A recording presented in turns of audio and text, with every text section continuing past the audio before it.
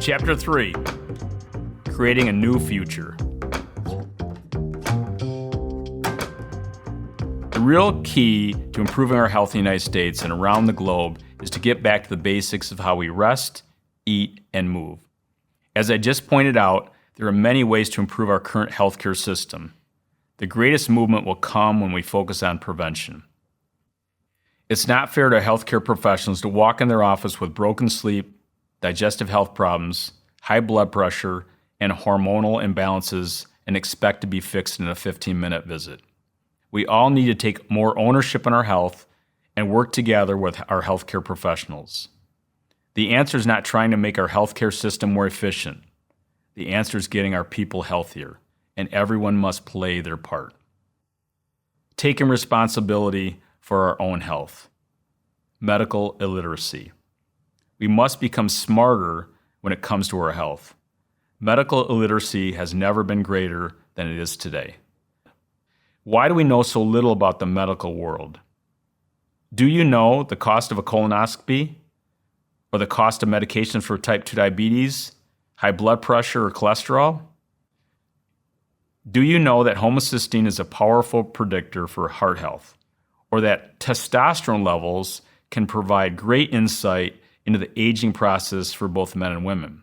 Do you know that learning how to use the diaphragm correctly when breathing can quiet the mind and improve blood pressure? Why do we know so little about how to get a good night's sleep, or one of our greatest sciences of all, nutrition? Is it the lack of knowledge that keeps many of us in the dark about taking greater control of our health? Nobody knows your body better than you. We need to learn how to listen to our body, and this needs to be taught at an early age. Asking better questions. Asking better questions comes from knowledge. If we're kept in the dark about our health, it becomes extremely difficult to ask the right questions. Over the next 6 sections, you will learn how to rest, how to eat, and how to move. You will also learn how to decode your health, improve your numbers, stay motivated, and develop a plan for the rest of your life. As you travel throughout the rest of this audiobook, your knowledge will grow, giving you the necessary tools to ask better questions. Remember, in the question lies the real answer. Endless possibilities. We all have blind spots in our life when it comes to imagining what is truly possible. A few years ago, my wife Paul and I were in Arizona. At our hotel, an astronomer giving hotel guests a peek through the lens of his telescope on one of the largest portable telescopes in the world. This was one big telescope. Guests were raving about this guy. His energy and passion for the planets and stars was extremely contagious. He asked us if we would like to see a second galaxy. My response was, "Are you kidding? You can see a second galaxy through your telescope?" When I looked through the lens of this incredible telescope, it was like I had stepped into another world with 1,000 stars, planets, and a second galaxy. In an instant, my world seemed extremely small. Better health is a decision. Are you sitting on the fence, still wobbling back and forth, thinking about going all in and making the necessary changes with your health? I understand this is a tough conversation to have with yourself, but exactly where you need to begin. What do you want? I've been doing this a long time. As I write this book, I'm 64 years old. Have I had this health thing all figured out? Not really.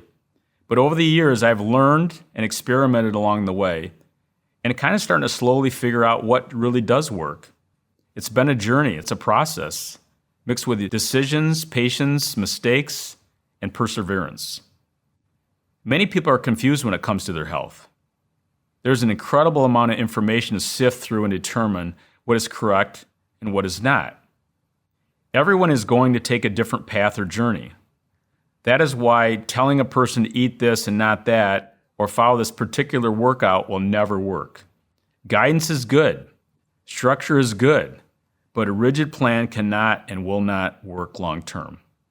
I believe everybody wants to feel good, and there are endless ways to make us feel good temporarily.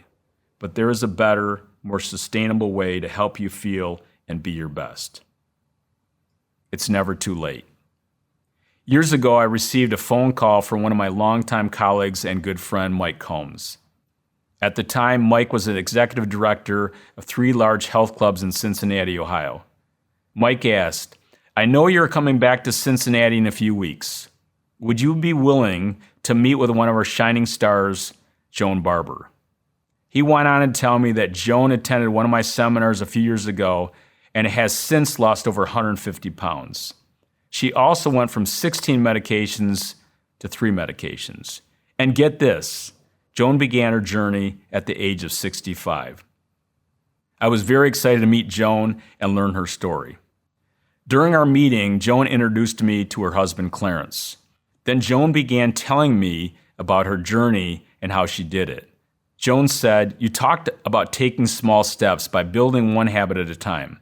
So I stopped drinking soda pop and started drinking more water. I began eating closer to the source with more fruits, vegetables, nuts, salads, and upgraded what I was eating. Then I started moving my body for 10 minutes every day and eventually began strength training in the pool. Inch by inch, step by step, I built some new healthy habits and the momentum continued to grow." It was great to learn how Joan did it. But what I really wanted to know from Joan was her why. Why did she do it? What was Joan's driver for this incredible change to take place? In my over 35 plus years in the health and fitness industry, I've never seen anyone take this type of challenge at the age of 65. Something very powerful must have been pulling on Joan to make this change. Okay, Joan, the big question, the why. What drove you to make this incredible transformation? Joan said, "It began with my husband, Clarence, Chris.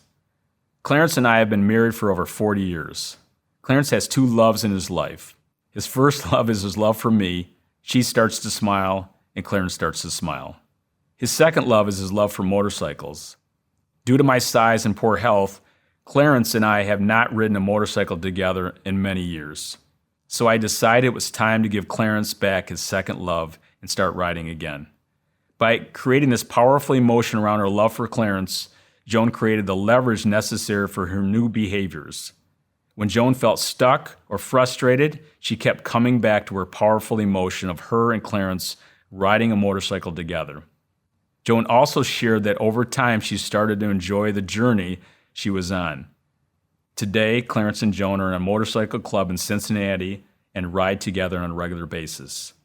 Joan's story is a great reminder that it's never too late to create a new future. Are you living your best life? What is your vision for your future? Does your health matter? Imagine having greater health, energy, and vitality. How would this impact your future? Are you thriving or just surviving? What new worlds do you want to emerge? The human body has an incredible ability to heal and self-correct if given the chance. The seeds we plant today will lead to tomorrow's harvest. Are you ready to change? When speaking, I like to end each event by asking the audience a few simple questions. First, are you ready? Are you ready to make a change? The audience overwhelmingly puts up their hands and says yes. Second, are you able? Are you able to make a change? Do you have the necessary skills to make a change? Hands again go shooting up and almost everyone says yes in a loud, robust voice. Now comes the moment of truth. Are you willing? Are you willing to get a little uncomfortable? Are you willing to put in the necessary effort to create sustainable change? Are you willing to take that first step? Unfortunately, not everyone is as fired up as they were just a minute ago. They now realize that to change, they must put in the work. And not everyone is ready to put in the work. Willing is a choice. As you heard from Joan's story, climbing any mountain begins by taking that first step. We all have bridges to cross in our lives, and now is the time to cross your bridge.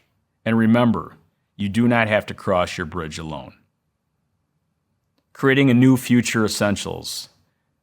Big picture. Your journey for greater health and feeling your best begins in your mind. When we open up our eyes, our hearts, our mind, our world becomes full of possibilities. Everyone's going to take a different path or journey. The key is to find your own path to follow. Joan's story is a great reminder that it's never too late to create a new future. Climbing any mountain begins by taking that first step. We all have bridges to cross in our lives, and now is the time to cross your bridge. And remember, you do not have to cross your bridge alone. Ask yourself, what is your vision for your future? Does your health matter to you? Are you thriving or just surviving? Are you ready to make a change? Are you willing to take that first step? Are you willing to get a little uncomfortable and understand that you must put in the work? Small steps. Decide today that you can and will develop the future you desire. Start planting seeds today for your harvest tomorrow. Believe that you have the power to feel your best.